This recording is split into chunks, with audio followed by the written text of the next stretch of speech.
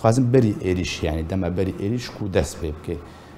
پیاده کو دستالات داریا سرکانی دستیده بود دستقاسدی ده بود چه جوره چالاکی انجام دن یعنی حتی کو بهتر بهانه بخست دست ترکیه ده ایریشات انجام ده سلام وريج ورا بري هرتشتي بس بري شر دست بيبك يعني بري روجا چهارشنبه بالدهروجي يعني نأنو والله هنا بين روب دروب دهروجا بيدي كوني شرمزارية بتقرت لما قابلي سينيوري تركي كوني شرمزارية بتقرت و قوتني خراب وقوتني نخش حقي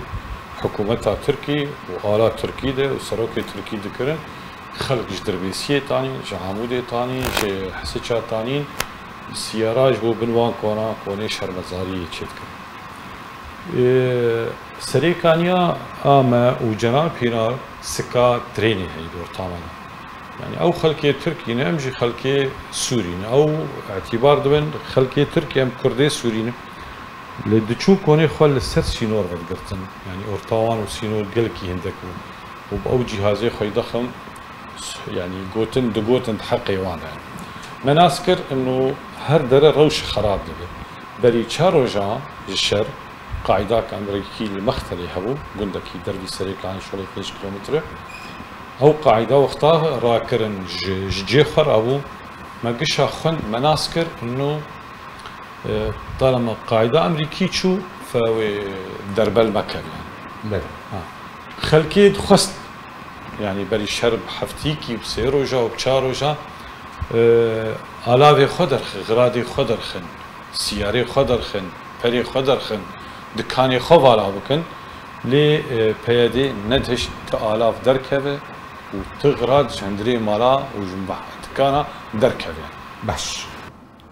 توی چند بدو خیلی شاید چعبی خودی تیروجا کو شر دست بگیری ایریشات ترکیه سر کانی تبخو کوت باجار سر کانی بیودنی چاو شر دست بگیر چاو باربانی بردهد بر خاک سر کانی ده تا کرد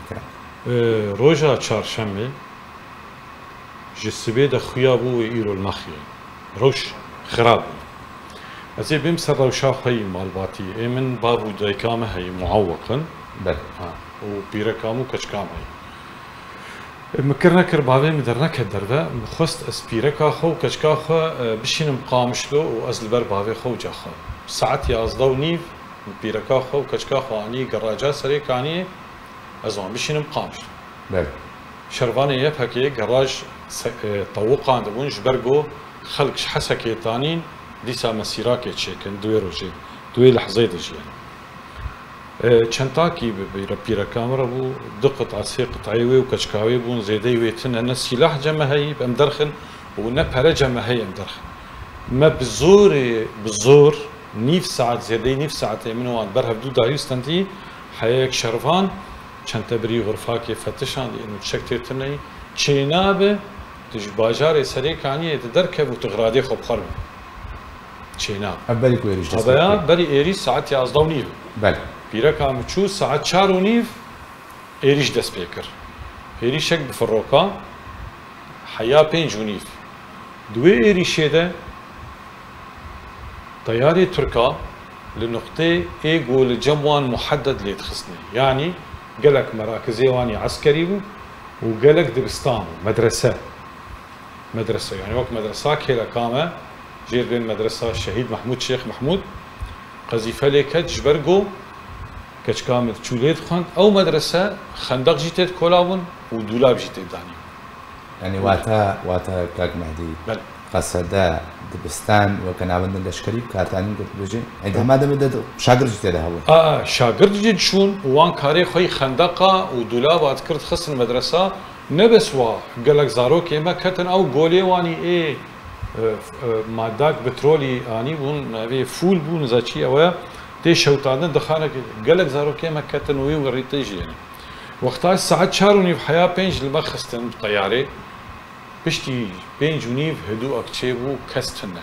اما مضاد للطيران تقييم مقابلي في طياره ترني طياره بس عند خطي سبيد بين تشكي جور ازمانه منابين. 2 برخدان ما نديد دوي شويده او برخدان تنو حياة دورا ساعد بو ده ديسا تقينا طياري تشيبو ومان شيار حياة دستي سبي ساعد شش سبي تقين تشيبو شرك لسريا حسكي للصلاة أمين دعوتا كسني هبون عرب دناف يباكيدا پرچبون تفسيرك توشكا شركي قلكي دوردا تشيبو قش هاتن كشتن وقالك خورتي ماجي شهيد كتن دوردا بو نيرو بو اجا صناعة جدا سبيكر بو عصر بو خرابة ومحطة جدا سبيكر بس شركي يعني تشوف بو نأو شري مزن او برخدانا اقو قال دكن للسر عردي تشيبو يعني سر عردي تروبرو بالنبو حياة من الوربون ما تشهر نديك باش ما مستمع هدي استخازم ما تجبر كنت البجار السريكاني بو استخازم بحثا شهر سر عرديك وتشيبوي بهدي چا بربند بر قصدي چا بربند بر سريكاني ذكر قالوا تشك اني نويدري هيزوال ويدري بنيانا يعني راستي كنت بشعبي خديت استخازم كو خلق نزانه يكم جرب ببيزي تشيبو سر عردي هاو دروجو كنت وردا بربانيا بهدي قصدي شا حياة السريكاني يبون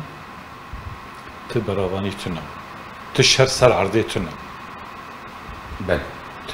كسكي برخدان وفي شك وتقاندن تنبو علم صلاة أمين والصناعة هناك جعلوه كاتبون أو شيء عربي منطقي بون يعني عربي علوك بون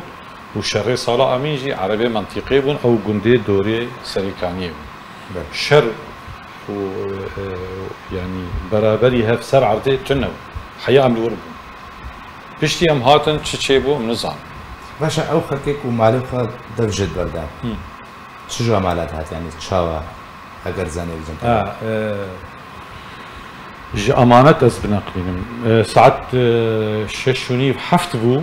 دنيا طاري بو افكي جاروج بو روجا چارشمه بشتي بين جوني تدي طياره سكني امان حياه حفت از جيران كي خوا ام الدربر ونشتينه شارعي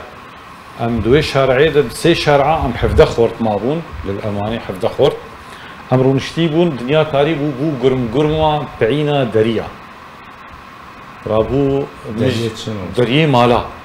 دريه مالا وك انا كايك رفياي دريه خو كليت كري رفياي بل كليت نبوا راي وبعينا دريفك ما قوتش ما قوت دس بدزيه بو هي زوي يعني هي ساعات حفت يعني ام هاتن حفت شرفان بون حفت شرفان يك منو يأز بهدول تشتغلين قش مقنع بون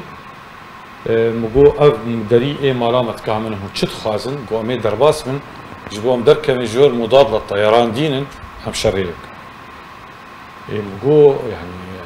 دري فنابه دري بعينها شكنادن واختارت درباس دبي دري درنجي وتقارب درجي دركه جور نداعي درباس في صالوني وغرفه رابول بردري سكني دري صالوني ابي دري جيفكني صالوني بقول ما هوني تشكن دري صالوني طالما هوني دركب الجور يعني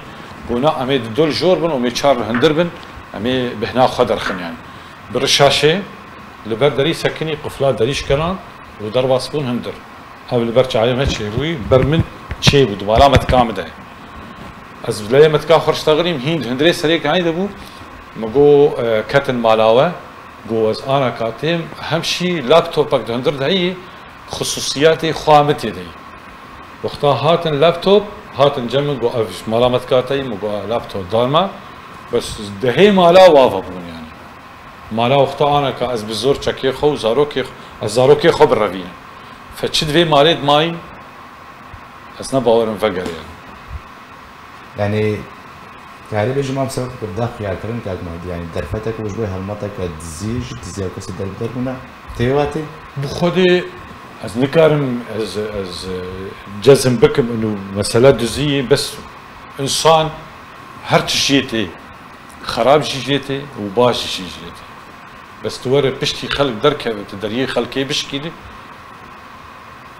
يلك سباس شبوي مهدي داود دي دفان جي بجاري السريكاني كنت مربي كلك سباس